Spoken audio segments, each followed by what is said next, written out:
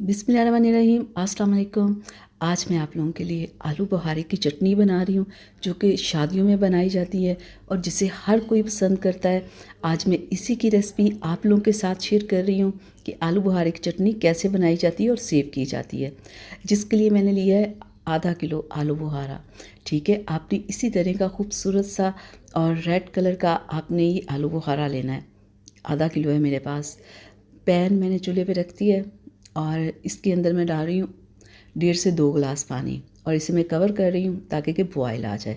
तो जब पानी में बॉयल आ जाए तो फिर इसमें मैं डाल रही हूँ आलू बुहारा और आलू बुहारा डालने के बाद फिर हम फिर से इसे कवर कर देंगे ताकि कि हमारा आलू बुहारा पक जाए।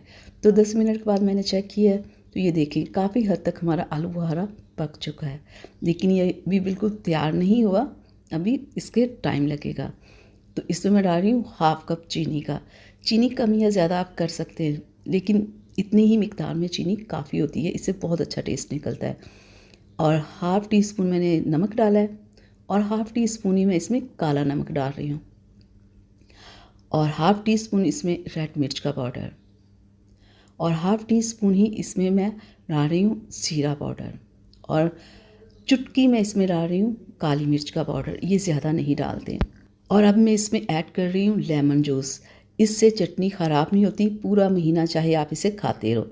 और थोड़ा सा मैं अदरक का पाउडर डाल रही हूँ इसमें और इसके अंदर मैं डाल रही हूँ एक टुकड़ा दालचीनी का। साथ ही आप लोगों से रिक्वेस्ट है मेरी कि अगर अभी तक आप लोगों ने मेरे चैनल को सब्सक्राइब नहीं किया तो प्लीज़ सब्सक्राइब कर लें ताकि कि ऐसी मज़े मज़े की वीडियोस मैं आप लोगों के साथ शेयर करती रहूं।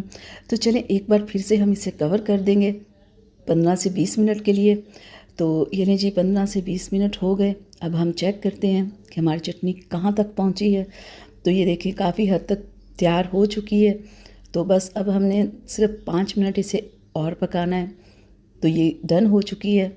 तो अब हम इसमें ऐड करते हैं चारों मग्स। ये आपको मार्केट से बहुत आसानी के साथ मिल जाएंगे। ये चटनी की खूबसूरती को चार चांद लगा देते हैं। और अब हम इसमें डाल रहे हैं बादाम। भिगो के उनका छिलका उतार के इस तरह से आपने ऐड करना है। तो ये देखें डालने के बाद चटनी देखें कितनी खूबसूरत और मज़े की लग रही है। बहुत ही ज़बरदस्त लुक आ गई है ना बादाम और चारों मग्स डालने के बाद।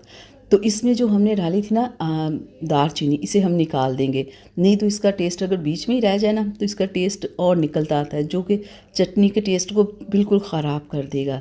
तो यहाँ पे हमारी चटनी बिल्कुल डन हो चुकी है। अब हम फ्लेम बंद कर देंगे और मैं आपको डिश आउट करके दिखाती हूँ इसकी फ़ाइनल लुक हमारी चटनी कैसी लग रही है।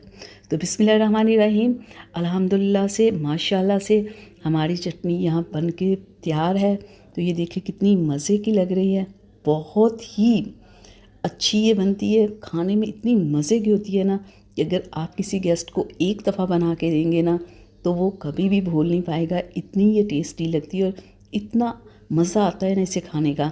तो आप लोग भी इसे ज़रूर बनाइएगा, देखिएगा, ये बहुत मज़े की लगती है और आप इस तरह बना के इसे पूरे 1 महीने के लिए सेव भी कर सकते हैं, ये ख़राब नहीं होती। तो चलें अगली वीडियो तक के लिए मुझे इजाज़त दीजिएगा। तो बहुत सारा ख्याल रखिएगा। अल्लाह हाफ़िज़।